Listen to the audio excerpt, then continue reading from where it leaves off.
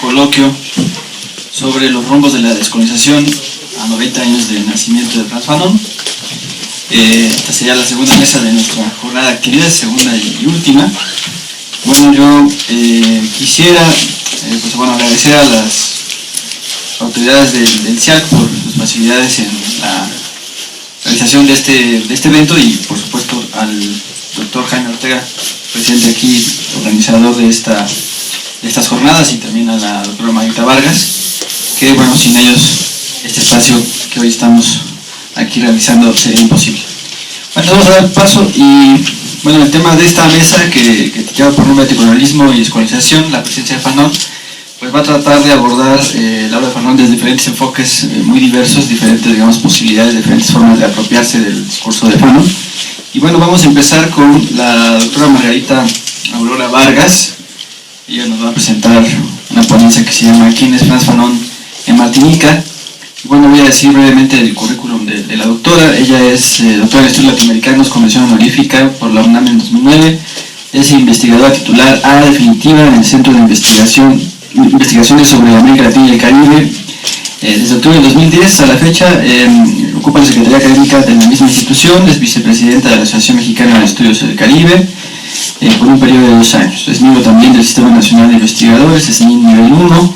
Sus líneas de investigación se refieren a la historia sociocultural del Caribe insular en el siglo XX y el movimiento estético literario del Caribe insular francófono en la segunda mitad del siglo XX. Entre sus publicaciones más recientes se encuentran los libros del batey al papel mojado, Campesinos Cañeros y Vida Cotidiana en Puerto Rico, de 2011, y Martinica, tras las huellas de la antillanidad, del 2014. Entre los artículos destacan Explorando la criollización más allá del legado africano en El Cuervo, revista de la Universidad de Puerto Rico, y Eduard Glissant, Novelística de Esclavitud y Errancia en Memocine, revista de la Universidad Federal de Campina Grande en Brasil. Y bueno, también es profesor de asignatura en el posgrado de Estudios Latinoamericanos a nivel maestría desde el 2010 a la fecha. Bueno, pues sin más preámbulos le damos la palabra a la doctora Margarita Vargas. Muchas gracias. Muchas gracias por la presentación. Buenas tardes. Primero que nada quiero agradecerles a todos ustedes su presencia y al doctor Jaime Ortega, organizador de este coloquio, quien tuvo la gentileza de invitarme a participar en él. Voy a comenzar esta exposición con una cita de una novela de Eduard Glissant, martiniqueño, escritor, filósofo, psiquiatra, fallecido en 2011. La novela se llama La Case du Commandeur y solamente esta primera cita la voy a leer en francés. Todas las demás van a estar traducidas al castellano. Si cometí algún error en la traducción, en el texto están citadas en el idioma original. La cita dice así: Maman, je connais, je lis Fanon. Ne suffit pas de lire, il faut aussi réfléchir. Maman, la maîtresse nous a dit que les félagas sont des assassins. La traducción: Mamá, yo sé, leí a Fanon. No basta con leer, se necesita también reflexionar. Mamá, la maestra nos dijo que los félagas son asesinos. Hablar de una personalidad como la de François Fanon y sobre todo de la amplitud y complejidad de su obra escrita representa todo un desafío por sí mismo. Sin embargo, me atreveré a hacerlo abordando 2 dimensiones: los nexos y anclajes de esta, o sea, de su obra, con el mundo colonizado por Francia en esa época, fines de los años 50 del siglo XX. Concretamente en Indochina y Argelia. Y por otra parte, la situación en Martinica, es decir, la relación de Fanon con su isla natal y concretamente la recepción de su pensamiento ahí, a 90 años de su natalicio. Frantz Fanon es hoy en día conocido a nivel mundial y sobre todo en los países que tuvieron un pasado colonial. El sudeste asiático, la mayoría de los países de África, América Latina y el Caribe, por supuesto con excepción de las islas y territorios que aún son precisamente departamentos de ultramar o Estado libre asociado o simplemente parte de. La obra de Fanon se circunscribe fundamentalmente a 4 textos seminales escritos entre 1952 y 1961. Peau Noire Masque Blanc, de 1952, de la que ya hablaron quienes me antecedieron. Sociología de una revolución, de 1959, Le Dernier de la Terre, de 1961, y Por la Revolución Africana, publicada en 1964. Los dos últimos publicados de manera póstuma, además de discursos, artículos y presentaciones en algunos congresos, como la expuesta en el segundo Congreso de Escritores y Artistas Negros, celebrado en Roma en el año de 1959, y cuyas memorias se encuentran publicadas en Présence Africaine. Su trabajo académico, particularmente en el área de la psiquiatría, tuvo un acercamiento social, al indagar cultural y emocionalmente en la ubicación del colonizado frente al colonizador, del negro frente al blanco. Sus observaciones partieron desde la experiencia personal y desde la práctica in situ como psiquiatra en diversos hospitales de Francia y Argelia. Notablemente en Saint-Alban-sur-Limagnol, Francia, donde coincidió con el psiquiatra catalán Francesc Tusquel-Jouraudó, republicano español condenado a muerte por el régimen de Franco y quien revolucionó la práctica psiquiátrica en los hospitales, buscando lo que se ha llamado la psicoterapia institucional. En otras palabras, hacer de los hospitales psiquiátricos lugares más cálidos y donde el paciente encontrara una cura a través de la psicología y no solamente un lugar de reclusión. Fanon realizó, bajo la tutoría de Tusquel, el primer ensayo que daría origen a Peau Noire Masque Blanc. Por cierto, esta última publicada por primera vez en Seuil, en una colección llamada Esprit, dirigida entonces por Francis Janson, filósofo y de acuerdo con Jean Le Couture y Dominique Chagnollon, que son dos académicos. Se refieren a Francis Janson como trotskista académico y anticolonialista militante. El otro hospital donde se desempeñó como psiquiatra, esta vez como jefe de dicho departamento, fue el Hospital de Blida-Joinville, en 1955. Ahí tuvo contacto, en 1955, tuvo contacto con otra personalidad que es interesante, el doctor Pierre Chollet, que era un médico argelino de origen francés, quien trabajó para el Frente de Liberación Nacional de Argelia, creado justamente un año antes, en 54. Y que además fue creado por Adane Ramdane, el líder intelectual del FLN, por cierto, asesinado por la fracción militar del mismo en 1957. Probablemente Pierre Chollet presentó a Fanon con esta ala dirigente del FLN. Bueno, esto tengo aquí las citas o sea, cómo se documenta eso, fundamentalmente a través de algunas historias, como la de Sylvie Tenot, Historia de la Guerra de Independencia, que a la vez ella cita documentos históricos importantes. Paso entonces a la primera parte de esta exposición. Fanon, he llamado Fanon adentro y fuera de Martinica. Pero ¿qué pasaba en el mundo cuando aparece la primera edición de Peau Noire Masque Blanc? En términos muy generales y sí esquemáticos, el fin de la Segunda Guerra Mundial deja sentir su peso. El mundo colonial francés se tambaleaba.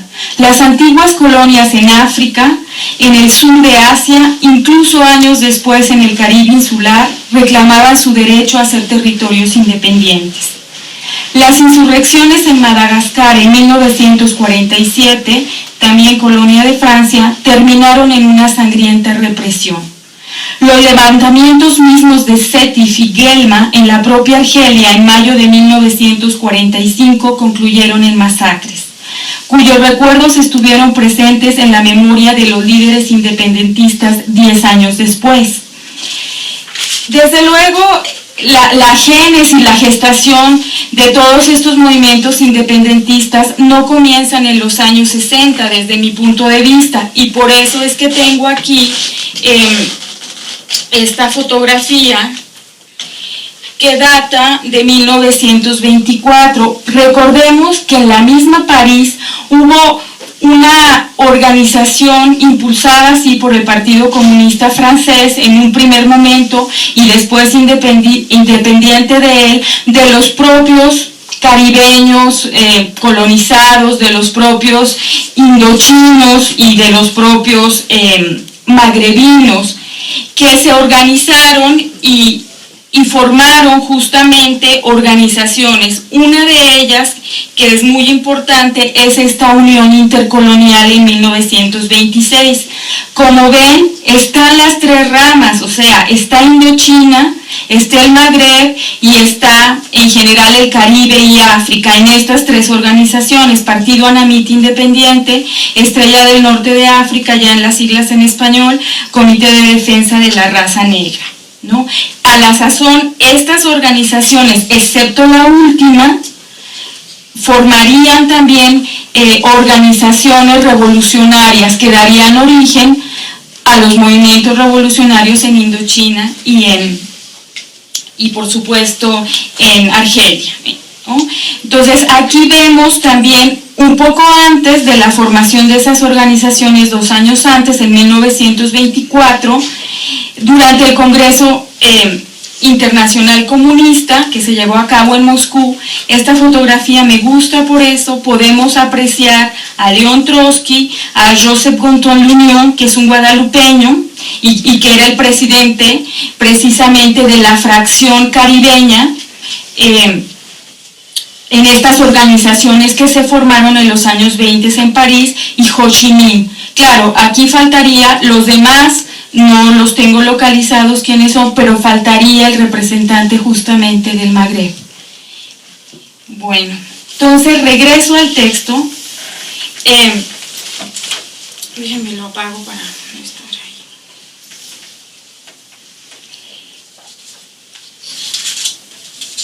ahí.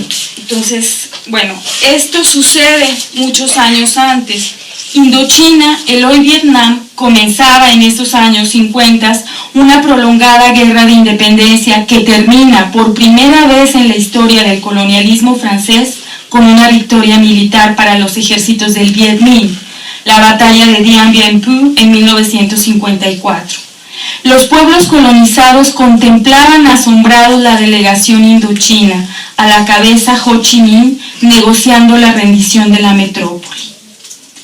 La experiencia del combate durante la Segunda Guerra Mundial marcaría la vida de Frantz Fanon y de muchos caribeños de su generación, que voluntariamente se ofrecieron a pelear por la Francia libre de Charles de Gaulle, ya que a la sazón la mitad de Francia estaba ocupada por la Alemania nazi.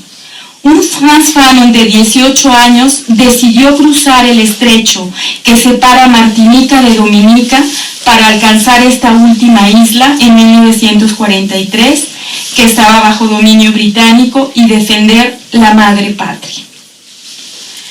La Martinica del almirán Robert, es decir, la de la ocupación alemana, debió de ser una dura experiencia para el joven Fanon, no solamente por el bloqueo y las penurias económicas y de desabasto de alimentos que sufrieron los martiniqueños, sino sobre todo por el desprecio con que eran tratados los negros de esta isla, ciudadanos franceses que, sin embargo, sufrían todas las vejaciones propias del racismo imperante en el llamado régimen de Vichy.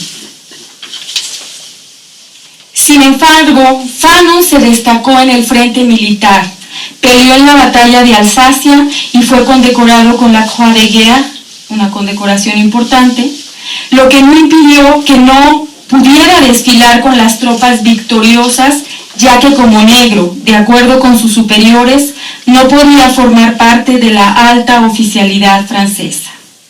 Experiencia de vida que también juega un papel en el análisis que realiza en su primera obra, Peau Noir más Blanc.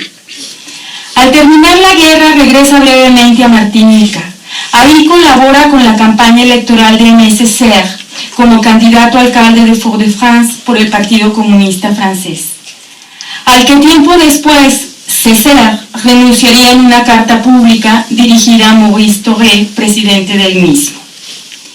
Después vuelve a Francia para concluir sus estudios, primero de baccalaureat y después de medicina, concluyendo con la especialidad de psiquiatría. Frantz Fanon estudió en Lyon, la tercera ciudad más importante de Francia después de París y Marsella. En esa época, de acuerdo con testimonios, era poca la población afrodescendiente que vivía en esas ciudades. Las relaciones interétnicas entre blancos y negros en general no eran bien vistas. Causaban sorpresa y en muchos casos escandalizaban. Ahí también debió enfrentar nuestro autor la despersonalización que sufre el negro frente al blanco. En la época, Fanon sostenía una relación con una blanca francesa, madre de su primera hija, Mireille Fanon. Por otra parte, en las ciudades donde se concentraba el mayor número de estudiantes provenientes de las colonias, como estudiantes, Lyon, una de ellas, se formaron asociaciones, incluso algunas de ellas publicaban periódicos. Fanon, implicado ya en la lucha por la liberación de Argelia, no podía participar en ellas. Sin embargo, en el artículo de su autoría titulado en castellano «La sangre corre en las Antillas bajo la dominación francesa», publicado en el Moajid número 58 del 5 de enero de 1960, da cuenta de las manifestaciones obrero-estudiantiles en Martinica de 1958-59 que proclamaban la independencia de esta isla llamada de las Flores. Y bueno, justamente aquí tengo el artículo. Desde luego no lo voy a leer, pero sí voy a, digamos, por ejemplo, leeré 3 renglones. Todo antillano, todo guyanés, donde se encuentre hoy, se sentirá sacudido de manera violenta. En efecto, los franceses, después de haberle dado categorías peyorativas a los árabes y africanos, a malgaches e indochinos conceden, reconocen que con los antillanos las cosas toman otro sesgo. Cierro aquí la cita de Fanon en Por la Revolución Africana. Lilian Kestelot, estudiosa belga que entrevistó a la mayoría de los líderes, escritores y artistas que estuvieron implicados o fueron simpatizantes con el movimiento de la negritud en sus diversas etapas, porque recordemos que la negritud duró desde los años 1930 por lo menos hasta los años 60, o sea, tuvo diferentes etapas. Hace el siguiente retrato de Frantz Fanon, o sea, a un nivel quizá más cercano. Traduje la descripción que ella hace, se las leo. Él explicaba lo que esperaba de él mismo, del papel de la negritud, de los intelectuales y de los otros. Para él los escritores se dividían en 2 categorías, los que jugaban el juego del colonialismo y los que no lo hacían. En este punto no era un hombre que hiciera concesiones. Cierro la cita y paso rápidamente a la segunda parte de la exposición, que es Fanon en Martinica. Una ruptura importante en la vida y en la obra de Frantz Fanon es sin duda su paso por la clandestinidad al ser miembro del Frente de Liberación Nacional de Argelia, hecho que de haber sucedido tuvo que haber ocurrido en algún día preciso de 1955. A tan solo un año de la creación del FLN y de su brazo armado, la Armée de Liberación Nacional, o sea, el ejército, el revolucionario hace pública su renuncia al hospital psiquiátrico de Blida-Joinville a través de una carta publicada en 1956, cuyo contenido revela la clara postura de Fanon, al lado de los que luchaban por la injusticia. La misma actitud de congruencia con sus ideas, la imposibilidad de compartir un espacio del que por obvias razones ya no formaban parte, que en ese ser, cuando este último renuncia al Partido Comunista Francés. Desde luego en los métodos y en sus análisis serían distintos, pero en este punto coinciden. Otro martiniqueño en ese ser. Después de la publicación de este documento, Frantz Fanon es expulsado de Argelia en enero del 57.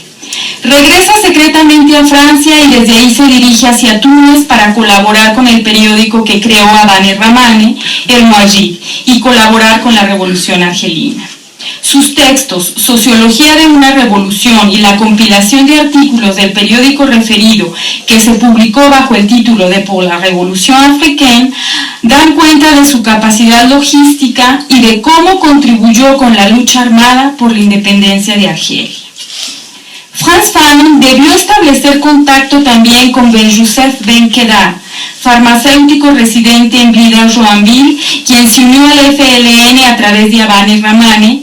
Cabe recordar que en ese momento este último, o sea Rahmane, junto con Ben Hidi, dirigían la llamada zona autónoma. Ben Khedda, al triunfo de la revolución, fue designado presidente del gobierno provisional de la República de Argelia, justo cuando Fanon estaba ya muy enfermo de leucemia y no podía colaborar con él. Solamente le quedarían 4 meses de vida después de este acontecimiento. Resulta oportuno mencionar que el 17 de octubre de 1961, Fanon muere a principios de diciembre del mismo año. Se realizó una gran manifestación en París, en la calle de Notre-Dame de Bonne Nouvelle, en el 12e arrondissement, a favor de la independencia de Argelia. En su gran mayoría acudieron obreros, trabajadores y empleados de origen argelino, habitantes de los suburbios de París, acompañados por martiniqueños, guadalupeños y guyaneses de la misma condición. Tal como lo narra vivamente Didier Danic en su novela histórica Meurtre pour mémoire, traducida como Asesinatos archivados. La manifestación fue brutalmente reprimida por la policía francesa, CNRS. Se calcula que hubo un saldo de 140 muertos e infinidad de desaparecidos y torturados. El gobierno francés reconoció la cantidad de 2 muertos. El acontecimiento fue minimizado por la prensa de la época y los medios de comunicación. Incluso en la actualidad hay pocos estudios de carácter histórico al respecto. Los archivos policiales donde se encuentra la documentación sobre el particular no están abiertos al público, por considerarse aún un asunto de seguridad nacional. Como hemos observado, si Paul Marmas Blanc recoge sobre todo la experiencia del propio Fanon como colonizado y como negro, tanto en Martinica como en Lyon, Francia, Le Damné de la Terre condensa particularmente su experiencia como combatiente y miembro del FLN de Argelia. El prólogo que realizó Jean-Paul Sartre al texto ha sido también ya comentado aquí. Por otra parte, se ha dicho que el título Los condenados de la tierra, Fanon lo acuñó inspirándose en el poema Madrid de Jacques Roumain, un haitiano, escritor, fundador del Partido Comunista en Haití en 1925 y más o menos contemporáneo a Fanon, nace en la misma época, 2-3 años antes. Publicado en la revista Común en 1937. Curiosamente encontré la traducción de ese poema en esta antología de poesía dominico-haitiana. Y bueno, si me da tiempo leeremos unos 5 renglones, ¿no? De ser así, no solamente se prueba la preocupación de Fanon por el Caribe y ese estar dentro, entre comillas, aún estando fuera de Martinica, y también del Caribe en general, y particularmente de todas aquellas luchas que buscaron una mejor situación para sus pueblos, tal como lo fue la Guerra Civil Española. Entonces, antes de pasar al último, ya voy terminando, les leo aquí rápidamente 5 renglones del poema Madrid, ¿no? Es aquí el espacio amenazado del destino. La huelga se estrella donde, acudidas del Atlas y del Rin, las olas confundidas de la hermandad y del crimen sobre la esperanza acosada de los hombres. Pero es también, pese a los sagrados corazones bordados sobre el estandarte de Mahoma, los escapularios, las reliquias, los gris de lucro, los fetiches del homicidio, los tótems de la ignorancia, todas las vestimentas de la mentira, los signos demenciales del pasado. Aquí se arranca el alba de los jirones de la noche, que en el parto atroz y la sangre humilde y anónima del campesino y del obrero, nazca el mundo donde será borrada de la frente de los hombres la marchitez amarga de la sola igualdad de la esperanza. Bueno, entonces a su consideración si se inspiró Fanon o no en este poema. Por último, ¿quién es Fanon en Martinica? Que es el tema central de esto, por lo menos de mi presentación. La pregunta resulta provocadora porque tiene varias dimensiones. Para los círculos estudiantiles martiniqueños, los que estaban en Fort-de-France, la capital, y aquellos que se formaron en las grandes ciudades universitarias francesas, incluyendo París, Burdeos, Lyon y Marsella, Frantz Fanon fue a través de sus publicaciones, notablemente por Noir más Blanc y su participación en el segundo Congreso de Escritores y Artistas Negros en Roma en 59, la gran inspiración para organizar un movimiento independentista. En Martinica, el mismo año de la muerte de Fanon, en 61, pero en abril se formó el Frente Antillano Guyanés de Liberación Nacional, FAGA. Uno de los factores imprescindibles para entender esta organización, a mi juicio, fue el papel desempeñado por los estudiantes antillanos y guyaneses residentes en Francia. La mayoría de ellos estudiaban en universidades del sur de la metrópoli. Y bueno, aquí les cuento un poco cómo se formaron estas organizaciones. Los estudiantes de Burdeos formaron en 57-58 la Asociación General de Estudiantes Guyaneses y Antillanos de Burdeos. Posteriormente se crearon otras dos organizaciones particulares, la Asociación General de Estudiantes Martiniqueños, que abarcaba a todos los estudiantes martiniqueños en Francia, y la Asociación General de Estudiantes Guadalupeños, que comprendía a todos los estudiantes guadalupanos residentes en Francia. La Asociación de Martinica llevó a cabo varios congresos. El tercero se desarrolló en París del 27 al 30 de diciembre del 59. En él se debatió el cambio de estatuto para Martinica, es decir, cómo cambiar el estatuto de departamento de ultramar que recién le acababan de dar en el 46, en el seno de una entidad o unidad antillano-guyanesa. Esta organización hizo un gran mitin, una gran manifestación en París el 14 de enero del 60, donde Jean Barfleur, que era el presidente a la sazón de esa organización, declaró, cito, los sucesos de Fort-de-France, o sea, los que Fanon narra y que ocurrieron entre 58 y 59, y sus muertos han dado la señal para un nuevo comienzo. Ya en el cuarto congreso de esta asociación, celebrado en Montpellier del 27 al 30 de diciembre del 60, se pronunciaron estos estudiantes por un estatuto de autonomía interna. En el año de 1961, los estudiantes, tanto martiniqueños como guadalupeños y guyaneses, crearon otra revista, se llamó Matuba. En ella publicaron artículos sobre diversos asuntos de interés de la época, además de la discusión del estatuto. Por ejemplo, la incorporación de los jóvenes antillanos a la guerra contra Argelia. ¿Sí? Es posible que otro sector de martiniqueños que se negaron a ir a la guerra, tanto de Indochina como de Argelia, convirtiéndose por ese hecho en desertores para el Estado francés, huyeran a Ginebra, Suiza. Ahí circuló clandestinamente el periódico del FLN, el Moajid, donde escribía Fanon con seudónimo. Seguramente, algunos de ellos, porque hay un libro de memorias de Bruno Lara, donde él narra que leyó el Moajid en Ginebra, algunos como Bruno Lara, otros más martiniqueños, lo leyeron sin saber que era su compatriota. Y algunos también compartieron sus ideas y sus ideales. Sin duda, Fanon también sostuvo algunos diálogos con los miembros y dirigentes de la Sociedad de Cultura Africana, a la sazón la organización que organizó los congresos de escritores y artistas negros. Algunos de sus presidentes fueron caribeños, Aimé Césaire, martiniqueño, y Jean Prismard, haitiano, entre otros. Esta sociedad invitó a Fanon al segundo congreso, donde precisamente presentó una ponencia sobre la cultura y el colonialismo. Inexplicablemente, Fanon viajó del norte de África, de algún lugar, a Roma, siendo un revolucionario buscado por el gobierno francés. Durante ese viaje se reunió por última vez con Jean-Paul Sartre.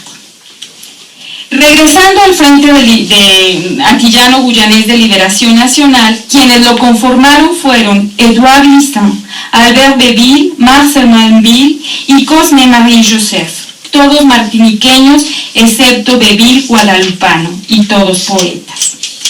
El frente fue disuelto por un decreto presidencial de Charles de Gaulle apenas 4 meses después de su creación.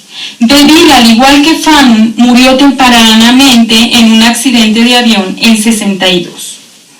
Edouard Glissant ha hablado de Fanon en sus novelas de manera metafórica, evocándolo a través de sus personajes, denunciando sobre todo la falta de una memoria histórica en Martinica, debido en gran parte al hecho de ser todavía una colonia de Francia. Además de la cita que leí al comienzo de esta exposición, donde muestra cómo ha sido deformada la imagen de Fanon por el sistema educativo francés como un félega, los félegas eran, que no dice que en árabe significa literalmente cortadores de camino. Eran, antes de las acciones armadas del Frente de Liberación Nacional, campesinos que detenían carros a mitad del camino para preguntarles a las personas cómo los trataban sus patrones. Y casi todos esos patrones eran franceses, ¿no? Y en caso de que supieran que no los trataban bien o había situaciones de injusticia, pues los félegas hacían justicia, digamos, ¿no? Bueno, en otra novela de Glissant que se llama Tout Monde, justamente hace referencia a que la historia de Martinica es como un cuerpo sin cabeza, ¿sí? Y dice, voy a citar, ya traducida la cita, nuestra historia es un cuerpo sin cabeza, ni más ni menos que como la estatua de Josefina. Nuestra ciencia es la evasión, el ir y venir, ¿sí?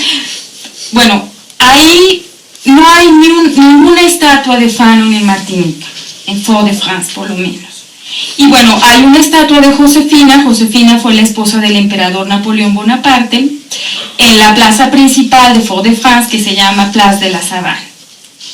Por otro lado, en Mahogany, que es otra novela que significa caoba, señala Glissant cómo Fanon,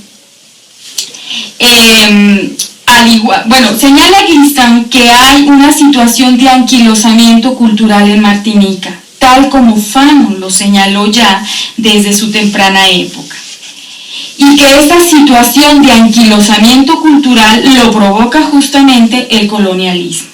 Y aquí cito a Glissant en Mahogany: Martinica es un museo, el museo con mayúscula de la colonia con mayúscula. Sin embargo, aun cuando en 2011, a 20 años de su fallecimiento, se rindió un homenaje a su memoria en Martinica, no existe ningún vestigio tangible de su legado ahí. Ninguna estatua, ninguna calle que lleve su nombre, ningún centro cultural, ni ningún liceo que lleve su nombre. Ninguna referencia a su participación en los textos escolares de historia. Este silencio martiniqueño se compensa con la difusión de su obra que se ha hecho en África, en el precisamente mundo excolonial francés y notablemente en Cuba. Los restos de Fanon reposan en una shuhada, que es un cementerio para los mártires de la guerra, en la comuna de En Kerman, wilaya de El Tarf, en Argelia obviamente. Fue inhumado en Gardimou, en la frontera argelina-tunecina. Su fallecimiento fue dado a conocer a través de un comunicado del FLN. Como se recordará, murió en el hospital de Bethesda, en Maryland, y anteriormente había estado en la Unión Soviética buscando una cura a su tratamiento. Su esposa, Josie Fanon, declaró en una entrevista que él siempre se opuso a ir a los Estados Unidos, pero que la esperanza de encontrar una cura era mayor. Muchas gracias.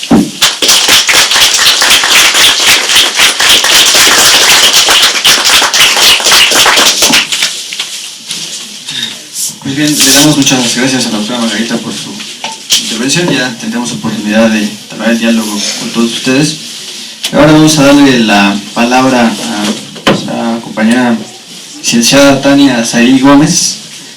Ella está estudiando la maestría en estudios latinoamericanos. También es pasante en la licenciatura en estudios latinoamericanos. Y en este posgrado, que es nuestro posgrado, está trabajando un tema sobre el pensamiento filosófico antillano en la diferencia y la alteridad, crisis, identidad y Caribe.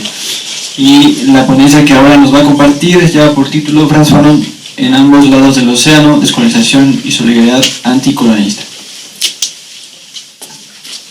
Gracias por la presentación, Jaime, gracias por la organización del evento y por la invitación también. Y muchas gracias también a la doctora Margarita Vargas, que muy amablemente dirige mi investigación. Frantz Fanon a ambos lados del océano, descolonización y solidaridad anticolonialista. El martes 3 de diciembre de 2013, a los 95 años de edad, falleció en Alsacia, Francia, el general Paul Osores. 2 días después, el 5 de diciembre, pero 2.700 kilómetros más al sur, en Johannesburgo, Sudáfrica, moría también a los 95 años de edad Nelson Mandela, quien es reconocido por la lucha contra el sistema de segregación racial apartheid, abolido finalmente hasta 1994, hace apenas 11 años. Entre 1941 y 1943, Osores se había enrolado como voluntario en los servicios secretos de las fuerzas aliadas contra la Alemania nazi, por lo cual recibió la Legión de Honor, que le sería después retirada en mayo de 2001 por el entonces presidente de Francia, Jacques Chirac, quien había participado en la guerra de Argelia con el grado de teniente y se dijo horrorizado por las declaraciones de Osores unos meses antes. A principios de 2001, Osores había publicado sus testimonios en un libro titulado Servicios Especiales, Argelia 1955-1957. Desgraciadamente todavía no existe una traducción al español de este texto. En dicha obra, Osores describe la creación de los llamados escuadrones de la muerte por él mismo, comisionado por el general Massou para el descubrimiento y desmantelamiento del Frente de Liberación Nacional en Argelia, del lado de allá. El 18 de marzo de 1962, tras 8 años de lucha por su independencia, el FLN logra que Francia dé su reconocimiento de la independencia de Argelia mediante la firma de los llamados Acuerdos de Viana. En 1961, el gobierno francés había comisionado a Osores en Estados Unidos para ayudar a la construcción del campamento de boinas verdes de Fort Bragg, Carolina del Norte, y a leccionar a los estadounidenses en su preparación para la guerra antisubversiva a partir de sus experiencias en cuanto a las técnicas de batalla de Argelia. Sobre este tema profundizaré un poco más adelante. El mismo año, Frantz Fanon moría en un hospital de Maryland, Estados Unidos, diagnosticado con leucemia desde un año antes. Ese último año, Fanon lo había dedicado a terminar su obra Testamento, Los Condenados de la Tierra, que no alcanzaría a ver impresa y que a petición del mismo Fanon prologaría Jean-Paul Sartre, quien ya por entonces tenía algún acercamiento con el tema de la segregación racial por su contacto con Camus y de la negritud a través de su relación con Césaire, Cédar Senghor y Gontran Damas, los 3 creadores de la negritud. El acercamiento de Sartre a los temas de la negritud, a Fanon y a su momento político va a ser complicado por varias razones. Ya en la relación con Césaire había una cierta tensión con respecto al surrealista André Breton, que en 1942 llamaba a Césaire el gran poeta negro. En 1947, Sartre redactaría su famoso prefacio a la antología de la nueva poesía negra y malgache en lengua francesa, su Orfeo Negro. Las tensiones de dicho conflicto pueden ubicarse en un artículo de Georges Bataille, de 1946, titulado El surrealismo y su diferencia con el existencialismo.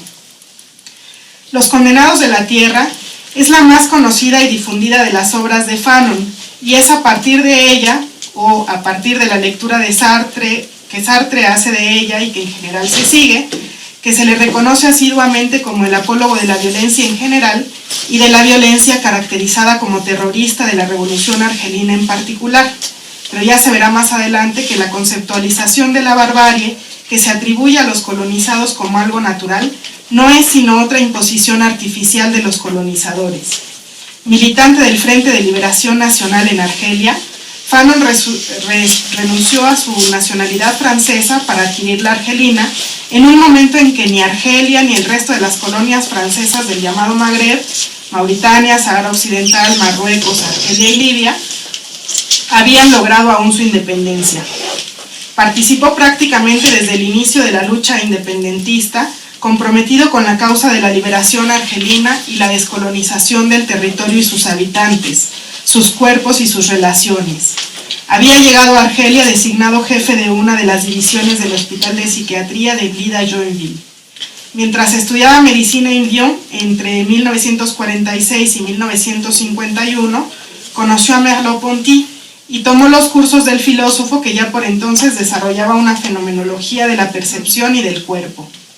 Dichas ideas influenciarían la escritura del célebre texto Piel negra, máscaras blancas, donde Fanon evidencia el perverso mecanismo mediante el cual se logra que los colonizados adquieran una serie de disposiciones a considerar el mundo desde la perspectiva de sus colonizadores, según la cual en el mundo hay solo dos polos, uno blanco y uno negro, donde lo blanco se corresponde con lo bueno, lo bello, lo verdadero, lo universal, lo europeo y el colonizador, mientras que lo negro se corresponde siempre con su contrapartida de signo negativo y razón por la cual, cito a Fanon, hay negros que quieren demostrar a los blancos, cueste lo que cueste, la riqueza de su pensamiento, la igual potencia de su espíritu.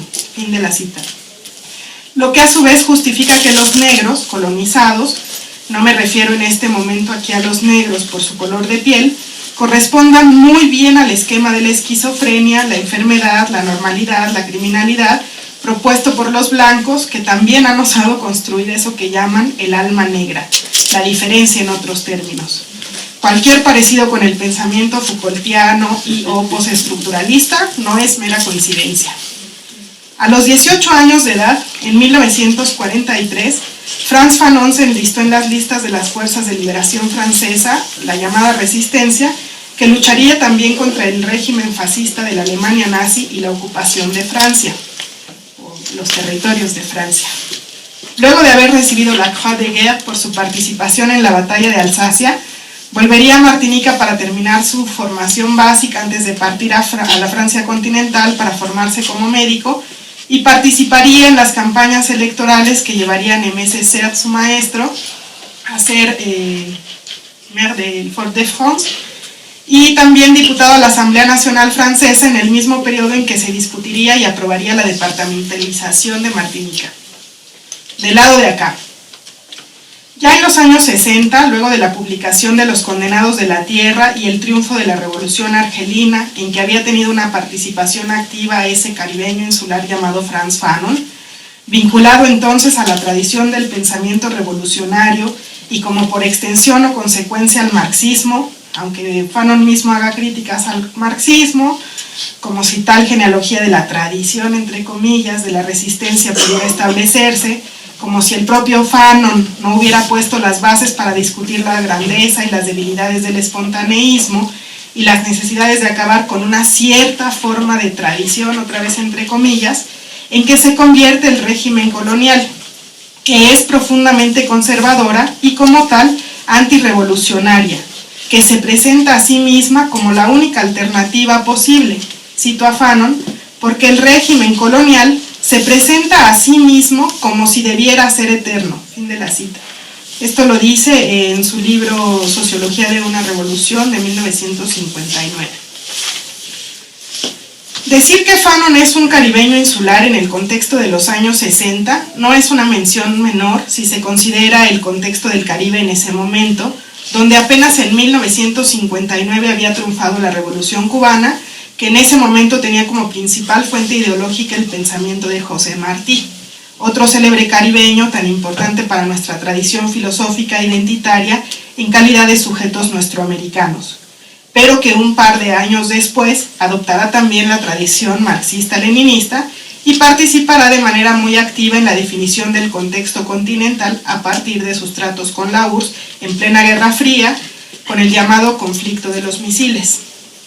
En este contexto geopolítico es en el que Estados Unidos comenzará una agresiva guerra contra todo lo que huela, se vea o parezca marxismo, comunismo o cualquier otra expresión que pueda ser asimilable a ello. Es decir, toda idea revolucionaria, toda resistencia, todo lo que no sea compatible con su doctrina de seguridad nacional, en ese momento en proceso de creación aún en Estados Unidos, pero que irá tomando fuerza durante los siguientes años y culminará con la aplicación del Plan Cóndor durante los llamados gobiernos democrático-autoritarios, dictaduras impuestas en América Latina, para ser más claros. En el libro Por la Revolución Africana, Escritos Políticos, que en realidad es una recopilación de textos de Fanon referentes a su visión política del mundo, se incluye un texto titulado Antillanos y Africanos, probablemente escrito entre 1952 y 1954, donde discutirá la noción de pueblo negro en la dimensión de las tensiones entre las Antillas, Martinica en particular, y África. Ahí explica el complicado proceso de toma de conciencia respecto al ser negro y concebirse a sí mismo como negro. En referencia al contexto histórico de dicha toma de conciencia, nos deja ver que para los antillanos, una cosa es el negro antes de 1939 y otra después de 1945. Hay ahí entonces un periodo de crisis que marca un antes y un después en la conciencia antillana y la expresión de su ser. Antes de 1939, para un antillano, el ser negro no dependía de la cantidad de melanina presente en la pigmentación de su piel u otros rasgos físicos. Un negro es un africano, un antillano es un europeo. Ya vendrá el tiempo de la Segunda Guerra Mundial para dejarle ver al antillano el error en el que se encontraba al creerse a sí mismo superior frente al africano negro. Solo la ironía lo salva y solo por momentos, dice Fanon, que nos deja luego problematizar cómo esos momentos serán concebidos como lo propio de los antillanos, ahora sí negros, porque después de 1945, un negro es un africano, un antillano es un negro, luego entonces las raíces de los antillanos no están más en Europa, sino en África. Esta toma de conciencia abre el camino para que se den otras tomas de conciencia, es decir, se vuelve un proceso revolucionario en amplio sentido. Implicará la toma de conciencia de su diferencia respecto de lo que siempre se creyó similar, lo europeo. De la diferencia respecto de su identidad, que a su vez implica un desencantamiento entre el yo y el sujeto, y al mismo tiempo la toma de conciencia en cuanto a su similitud respecto de aquello de lo que siempre se creyó diferente. Esta semejanza representa la posibilidad del hermanamiento a partir de la afinidad y la conciencia, la solidaridad en suma. Ahora sí, con Césaire como diputado en la Asamblea Nacional Francesa, Martinica se departamentaliza. No deja de pertenecer administrativamente a Europa, pero ahora reconoce otras posibles raíces y la necesidad de solidarizarse y dar la bienvenida a la solidaridad proveniente de otras latitudes. Fanon llegará a Argelia con plena conciencia del destinatario de su solidaridad, en una realidad convulsa que ya perfila largos años de lucha por la descolonización. De otros lados. Por otro lado, están aquellos que, habiendo sido parte de la llamada resistencia francesa luego de la Segunda Guerra Mundial, pasarán a formar parte del gobierno republicano y sus instituciones, a las que las colonias indochinas desgraciadamente se les salen de las manos y cuyos procesos independentistas y de descolonización amenazaban con expandirse también por África. Entre estos personajes podemos encontrar al ya controvertido Paul Osogès, a quien he mencionado al inicio de este trabajo. Luego de la Segunda Guerra Mundial, Osogès participaría activamente en los intentos por detener las luchas de independencia y descolonización en Indochina. Para 1954 sería comisionado en Philippeville, Argelia, y un año después, en 1955, luego de una demostración de sus actividades de inteligencia y espionaje, en la que resultarían muertos 134 guerrilleros argelinos y solo 2 franceses, el general Massu le encargaría el desmantelamiento del FLN, para lo cual Osagès inventaría sus escuadrones de la muerte. Lecturas, que es el tema que estoy tratando de trabajar. Tengo un interés que debí de haberles traído la foto, porque hay una foto en un libro sobre la gráfica de la izquierda argentina, donde hay 2 libros desenterrados después de la pasada la dictadura. La foto de 2 libros, la gente enterraba sus libros. Yo no me imagino enterrando mis libros, efectivamente, porque sería imposible, además muy doloroso. Y esos 2 libros son 2 libros que me obsesionan, ¿no? Los Condenados de la Tierra, Fanon, y La Revolución Teórica de Marx de Althusser, ¿no? Que eran 2 libros de las militancias políticas argentinas que son muy diversas. Y bueno, y Fanon, por otro lado, es el cruce con muchas cosas, ¿no? Es el cruce con el cine, por ejemplo, ahorita voy a mencionar algunas cuestiones. Es el cruce con el psicoanálisis, y con un primer psicoanálisis. Cita a Lacan en Piel Negra, Máscaras Blancas, ¿no? Y yo me atrevería a decir que él pudo haber formulado perfectamente bien que el colonialismo estaba estructurado como un lenguaje, ¿no? Así como Lacan decía que el inconsciente estaba estructurado como un lenguaje. Bueno, voy a leer, trataré de ser rápido, comentaré algunas cositas que olvidé escribir, o que ahora que escucho a las compañeras y sus excelentes ponencias, el trabajo que han hecho es impresionante. Fui anotando. Justifico el nombre de mi ponencia. Frantz Fanon fue leído en América Latina de maneras tan diversas que todas, al calor del tiempo, parecen remitirnos a esa imposibilidad de la revolución anunciada con mucha claridad en la segunda mitad del siglo XX. Aun cuando podamos hablar de una cierta traducción del lenguaje fanoniano dentro del cúmulo de lecturas y la circulación de dichas lecturas en el espacio sociopolítico nuestro, tenemos que enfrentarnos a la clausura momentánea o no lo sabemos, yo aún no lo sé, de ese discurso de la violencia revolucionaria. Y, por el otro lado, a la apertura con mayor radicalidad del discurso de la cultura nacional, ¿no? Y estos como momentos indisolubles. Clausura temporal, propia de una coyuntura. Estamos en esta, y vean si no estamos en esta, que dentro de unos días cumplimos el año de una de las tragedias del neoliberalismo, ¿no? En la que, sin embargo, la apuesta de la descolonización ha avanzado por senderos, creo que inesperados, sobre todo en algunos lugares de América Latina. El referente principal de mi trabajo hasta este momento es la investigación en torno a Fanon, que ha realizado el ya citado y muy querido amigo Alejandro de Otro, quien ya desde su poética y política del sujeto poscolonial, que fue su tesis de doctorado en el Colmex y al que pueden ustedes acceder libremente en la biblioteca de Claxo, ya se hace una primera lectura de los usos de Fanon. Alejandro además ha explorado de manera muy relevante lo que él llama las lecturas argentinas, la de Francisco de Lich en la revista Pasado y Presente, el muy importante, fundamental creo yo, trabajo de Carlos Fernández Pardo, que ya citó César, que era un militante peronista, así como un trabajo muy reciente de Nora Robotnikov, que es argentina y está exiliada, vino exiliada a México. De Otto es sin duda el referente más importante y con quien en gran medida se contrastan y discuten otras visiones a lo largo y a lo ancho de nuestra región, pero no solamente. También en el sur hay que destacar el trabajo de Gustavo Cruz. Gustavo Cruz fue egresado de nuestro posgrado en estudios latinoamericanos, quien ha hecho un cruce entre Fausto Reinaga, el pensamiento de Fausto Reinaga y el pensamiento de Frantz Fanon, cómo Reinaga leyó a Fanon y cómo Reinaga se inserta en esa discusión andina. Además, recientemente un amigo que espero nos escuche o nos esté viendo por internet, que está en Estados Unidos, Gaby Michel, está tratando de realizar o de rastrear la influencia de los grupos de cineastas en la Argentina, la influencia de Fanon. Me parece que es el grupo en el que estaba el Pino Solanas, que realizó aquella famosa producción de la Hora de los Hornos, ¿no? Ahorita que Margarita mencionaba a Francis Jameson, es muy importante esa figura, habría que problematizar a Francis Jameson. Francis Jameson hace el primer prólogo, que es buenísimo, a Piel Negra y Máscaras Blancas, que después desaparece y no se vuelve a publicar, ¿no? Está en la edición argentina, en una de las ediciones argentinas. Jameson es un muy amigo de Sartre, es un biógrafo, una especie de biógrafo de Sartre, y además también aparece en películas. Francis Jameson aparece en La China de Godard, ¿no? Tiene un pequeño segmento ahí, es bien interesante. Yo no sabía que se le consideraba trotskista, ¿no? Porque pues, la China y el maoísmo, y no me cuadra, pero bueno, es bien interesante ahora que lo mencionaba Margarita.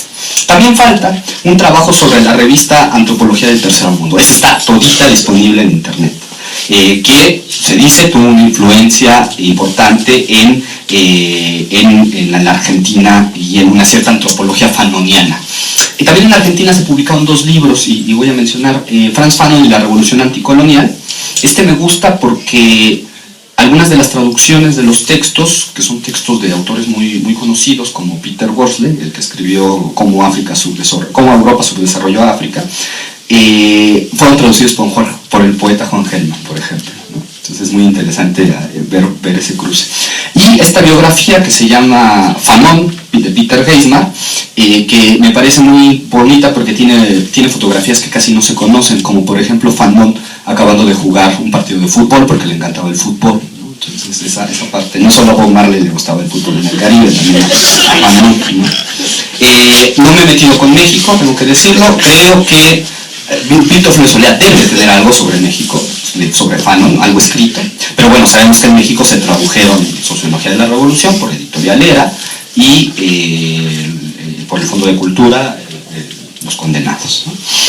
Trabajos relevantes recientes se han seguido produciendo, aunque me parece que el calado tendría que ser la manera en que medimos estos trabajos es diferente.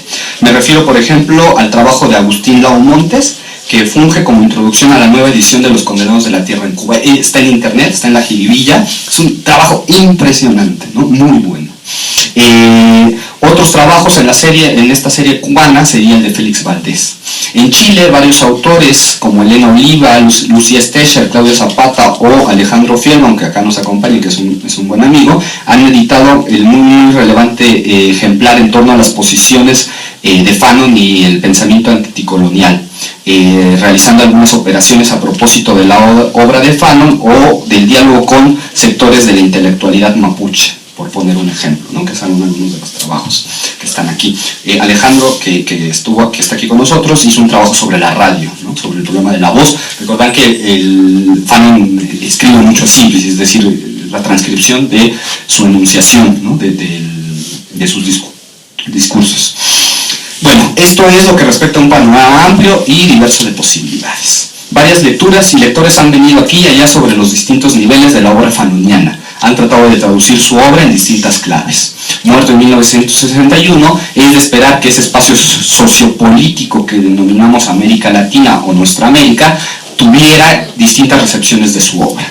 La violencia, la cultura nacional, la revolución, la resistencia al colonialismo, el proyecto de la descolonización. Por ejemplo, a partir de estos enclajes diversos y múltiples, tanto en su presentación formal como en sus posibilidades de hacerse realidad, en tanto que contenido material de una revolución que siempre estuvo a la espera de llegar. Latinoamérica, Nuestra América, fue un proyecto político y cultural donde el fanonianismo fue leído en 2 claves, creo yo, ¿no? La cultura, el contenido material de la revolución era la cultura nacional y el proyecto de la descolonización, y de una expresión formal, la de la violencia revolucionaria. Me gustaría jugar con esta metáfora de la forma social y el contenido material sacada de los textos de Marx. La forma social de la revolución, siempre pospuesta en América Latina, se desplegó a través de las vías de la violencia revolucionaria, y como se sabe, no hay nada más diverso que la forma social. Por tanto, aquel paradigma vivió manifestaciones contradictorias y encontradas, quizá, y esto es un riesgo decirlo, hasta ser totalmente finiquitada como aspiración del conjunto de la sociedad. Esto está muy claro en las derivas, cuando uno estudia las derivas de las guerrillas latinoamericanas que apostaron por la violencia revolucionaria, ¿no? Es decir, que el militarismo de las organizaciones ganara peso, ¿no? Y que terminaran fusilando a sus compañeros, por ejemplo, ¿no? Y esto está muy claro en el caso argentino, con los textos de Besetti, ¿no? Donde Besetti, desde una posición creo que muy conservadora, Hugo Besetti cuestiona la violencia revolucionaria, pero tiene un punto a su favor. Efectivamente, aquello fue un desborde incontrolable. Esa violencia liberadora tuvo problemas en transformarse en violencia destructiva, ¿no? En cambio, el contenido material ancló en ideas claves y fundantes de nuevas posibilidades, que me parece esas sí siguen abiertas de manera más clara, ¿no? La cultura nacional como la expresión dialéctica, en el viejo sentido de la superación y conservación, de la relación entre lo particular y lo global, ¿no? Entre el todo y la parte, digamos, ¿no? Creo que la cultura nacional y la apuesta fanoniana y lo que nos pusieron en la primera mesa va en esa dialéctica, ¿no? Es decir, no nos anclamos en nuestras identidades, reconstruimos nuestras identidades, ¿no? Y negamos algunas, por supuesto. Se apuesta, me parece, desde Fanon a renunciar a cualquier totalitarismo de la identidad, ¿no? Y sienta las bases para un nuevo humanismo anclado en formas específicas, pero a la vez compartiendo un sentido, un universo solidario, como nos lo explicó la compañera, y fraternal. En cambio, la otra parte de lo que yo considero es el contenido material de la revolución en Fanon, esto es el proceso de descolonización, se vio interrumpido prontamente, más o menos en los años 70, y vuelve ahora en casos muy alejados, como ejemplo Bolivia, a los que el propio Fanon quizá hubiera pensado, pero ya sin el anclaje de la violencia revolucionaria, ¿no? La descolonización se encuentra en proceso, por otras vías, en su forma social. Exploremos algunas derivas de mi hipótesis de trabajo. Nuestro itinerario tiene que comenzar, como se suele hacer en momentos de intervención teórica y política de corte radical o de pretensión de transformación de la realidad en América Latina, con el hecho fundamental de la Revolución Cubana. Dicha revolución fue un vendaval que hizo temblar la certeza de los paradigmas y las consignas, abriendo la puerta a nuevos horizontes interpretativos, permitiendo vislumbrar problemáticas irresueltas y consagrar un espacio político dentro de la teoría, hasta antes vedado, ya sea por el eurocentrismo, que es una realidad, o ya sea también por el nacionalismo revolucionario, ¿no? Que apostaba a las burguesías nacionales. De muchas formas nombrada, la inscripción de este espacio, que hoy podemos denominar el breve momento y creo que segundo de actualidad de la revolución, como lo dice Bolívar Echeverría, ya no limitada al espacio europeo, se hizo presente en América Latina.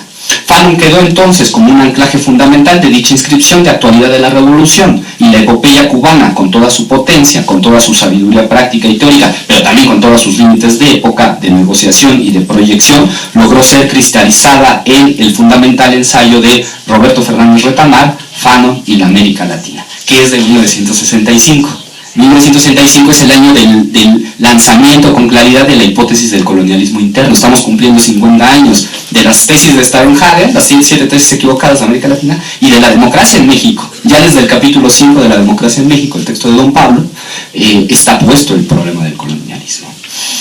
Analizamos la intervención del reconocido intelectual cubano y al momento de proponer también una intervención sobre su propia lectura. Para Retamar, el Fanon parte de una generación, es parte de una generación de dirigentes que fuera de la historia mundial eurocentrada y que parte de esas otras historias fuera del capitalismo centralizado logran cambiar, transformar la historia. Esto es, logran hacer la historia. Y más importante, modifican el curso de la historia, aún de esa historia eurocentrada. Es decir, no podemos entender ni siquiera el mundo europeo después de 1959. Por supuesto, Retamar dice, bueno, estos son grandes hombres, son Malcolm X, son Fidel Castro, Che Guevara, ¿no? Y menciona a otros. Aquí, los pueblos coloniales, tradicionalmente excluidos de las narrativas oficiales e incluso de las tradiciones críticas, ocupan un lugar central, ocupan un espacio como resortes fundamentales en la conformación del devenir mundo del capital. Retamar señala y resalta la frase de Fanon, nosotros los argentinos, justamente para comentar, he ahí la prueba de la unidad de nuestro mundo. La historia mundial se constituye no como la premisa de las narrativas centradas en Europa, ni mucho menos a partir de una confrontación en la Guerra Fría, sino a partir del arrebato que dicho monopolio hace en los pueblos coloniales, que ante la necesidad de liberación y de hacer circular azorosamente a sus mentes más brillantes, ese es el mundo que, dice Retamar, es nuestro mundo y nuestra historia. La historia mundial aquí es pues el resultado de esa desestabilización producido al seno del capitalismo, de sus estados, de sus centros de control. La comunidad de esos revolucionarios que circulan, que rompen fronteras, que no se limitan a los estrechos límites de la tradición política nacional, dice Retamar, es la tradición de los desheredados, que podemos pensar nosotros están obligados siempre a migrar, más allá de las fronteras y límites, como lo seguimos viendo en la propia Europa el día de hoy. Dice Retamar, jugando con las palabras de Sartre, la patria del colonizado es una colonia en revolución. Ahí se expresan las posibilidades universales de ruptura con la cultura colonial encaradas desde un momento particular y específico. la liberación nacional. Se trata entonces de una sola revolución con distintos procesos, distintas temporalidades y distintos matices, pero al fin una revolución.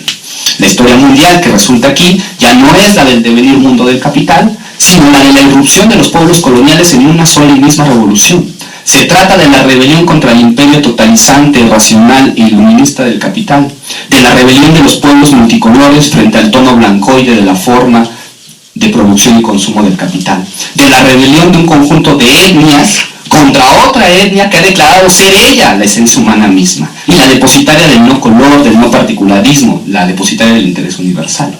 La rebelión se llama aquí descolonización, el efecto que produce una nueva forma de la historia mundial que estaba en construcción, o que estaba en construcción. Esta es la intervención sobre las condiciones de posibilidad del enunciamiento de dicha historia mundial. Pero el punto crucial de la intervención de Retamar es sin embargo otro, el de la violencia, como en todos estos autores.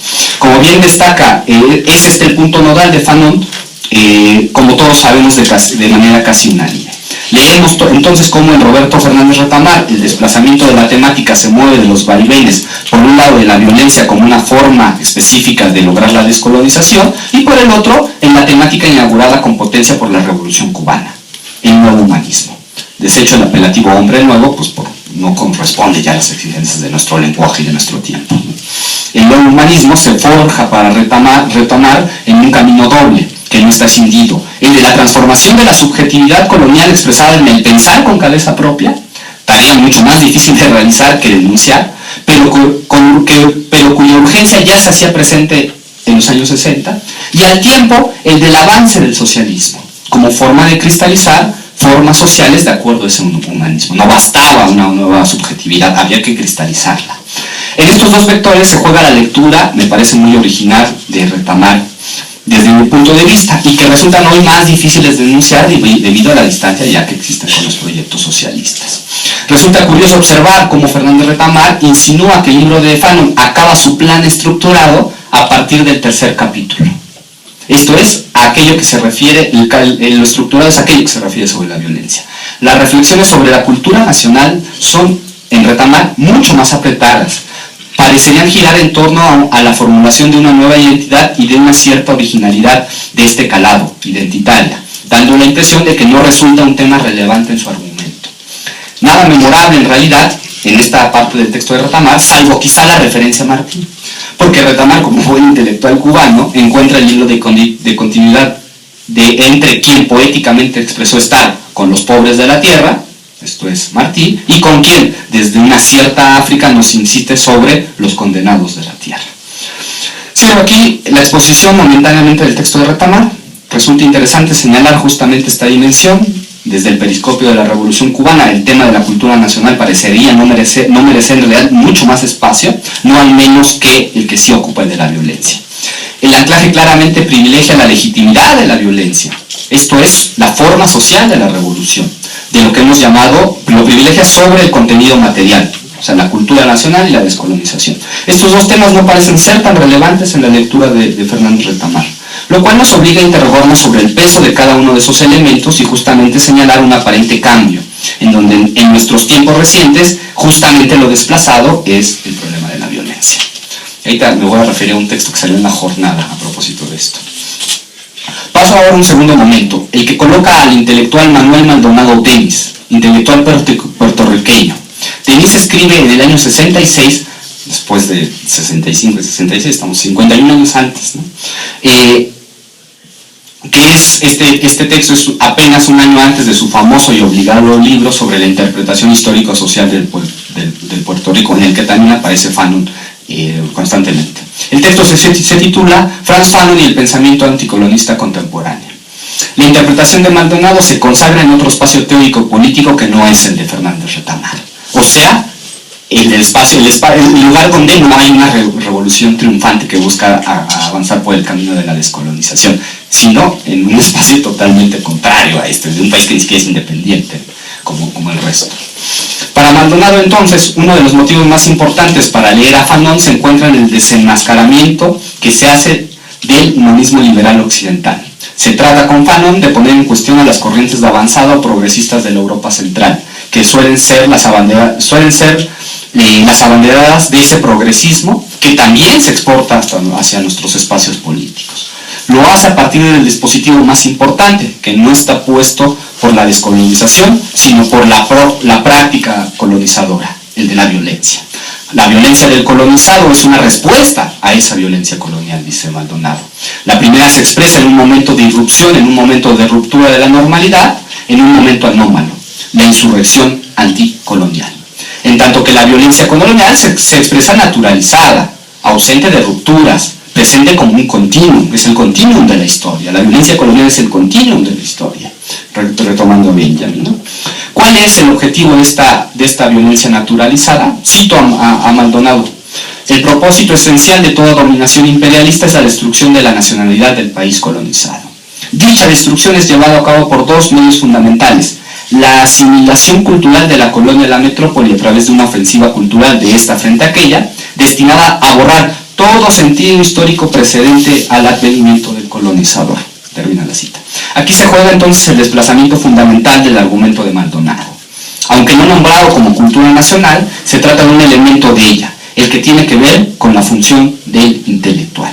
Entendemos, como lo hacía la tradición marxista Antonio Gramsci, al intelectual en su sentido amplio, aquel que tiene que organizar segmentos importantes de la cultura en su versión tanto espiritual como material. Intelectual entonces que ideológica, literaria, poética, técnica, teórica y materialmente están al servicio del colonialismo.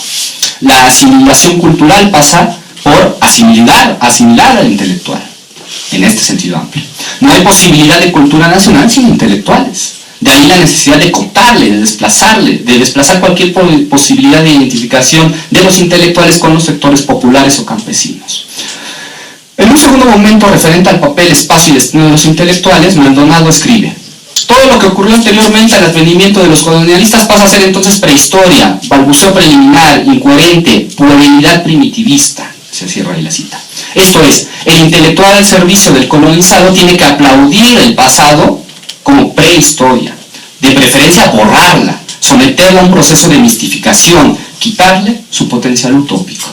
En lugar de ello se coloca la historia, el progreso, el desarrollo, las fuerzas productivas, la abundancia, la técnica, la tecnología.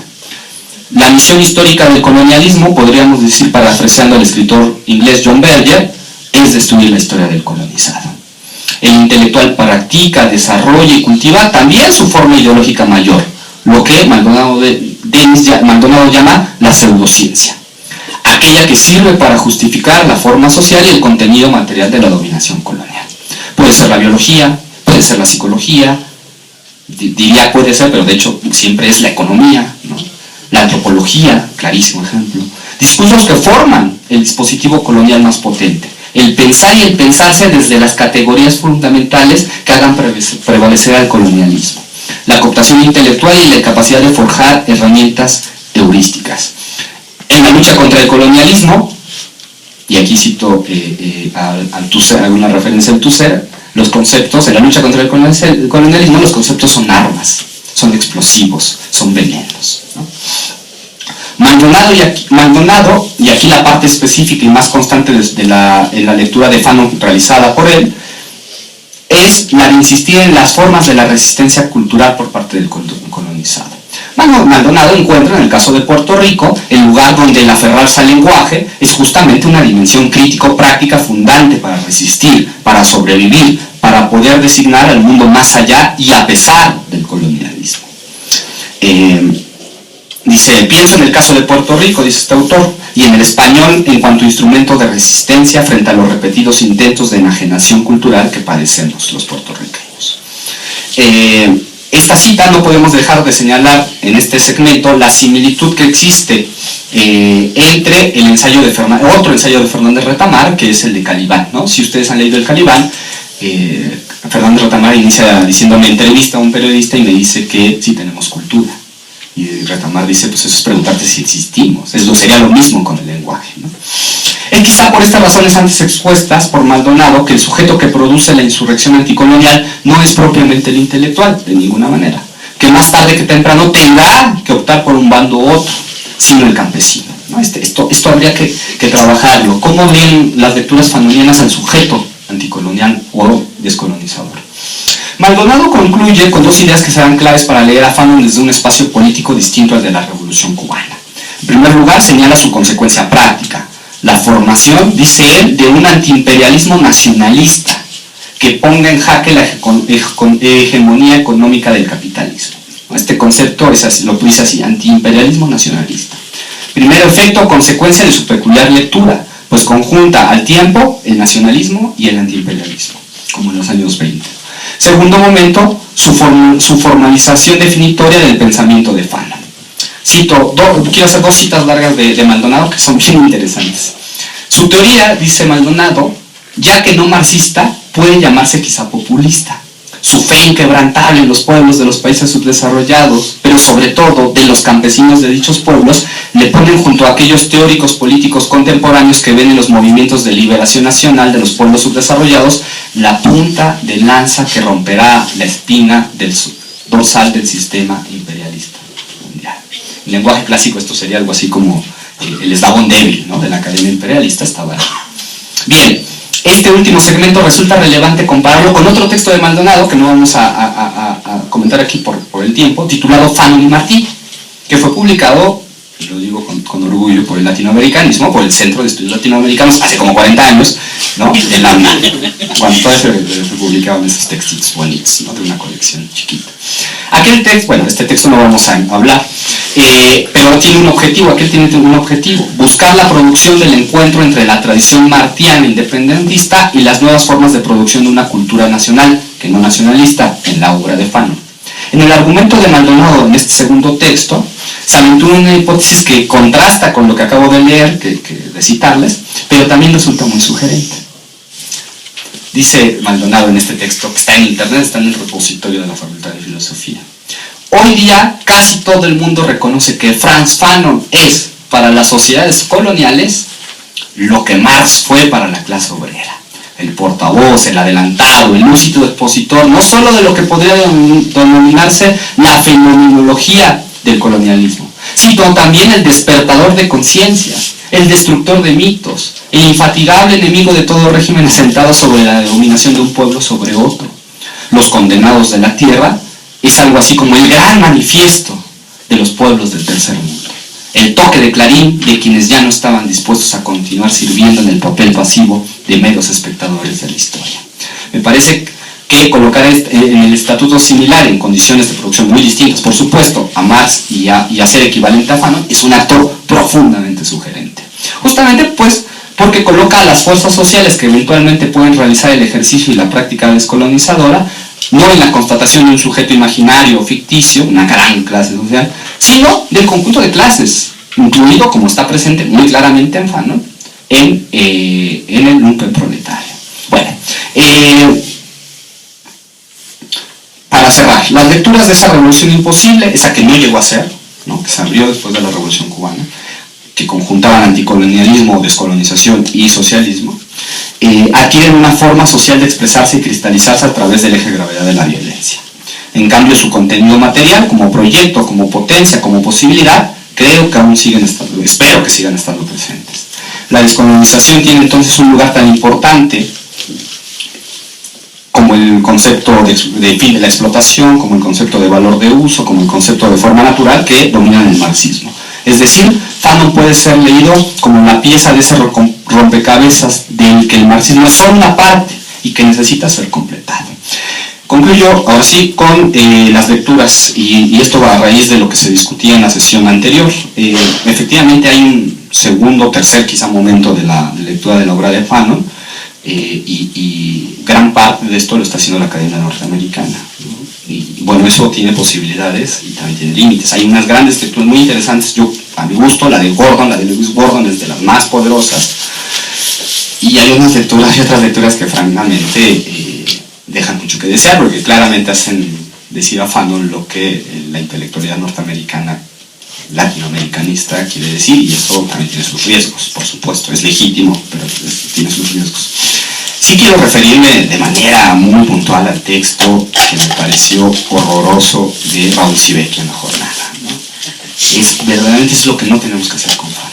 O sea, con Fanon se pueden hacer muchas cosas, pero lo que hizo Sibeki en La Jornada no tiene nombre, es decir, miren, desechar el problema, ni siquiera problematizar el problema de la violencia y decir, bueno, yo no estoy de acuerdo con Fanon porque la violencia no sé qué, es uno, demostrar que no se adhiera a Fanon, dos, que no reconoce lo que está produciendo Fanon, y comprar el argumento a Hannah Arendt.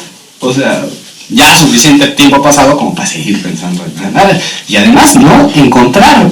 El tipo dice, ¿por qué es actual Fanon? Y entonces hay un montón de razones legítimas, que son sus temas de investigación además de él, ¿no? Que serían las razones por las cuales Fanon no actual, lo cual tiene razón, el proceso de despojo, y terminar rematando el problema de la violencia en una página, es decir, no problematizando, no se puede hacer eso. Se ve claramente que el texto está marcado por la lectura de Wallenstein y por la de Ramón Sosfobio. Está bien, pero no se puede quedar uno así. Sí, justamente eso es lo que me parece no tendríamos que hacer con Fanon el día de hoy. Perdón, es que me molestó mucho cuando leí el texto. Porque claro, aparece en La Jornada, ¿no? El mainstream del pensamiento crítico y no sé qué. Y uno llega y dice, bueno, en fin. Les agradezco mucho y en verdad muchas gracias por aguantarse hasta este momento.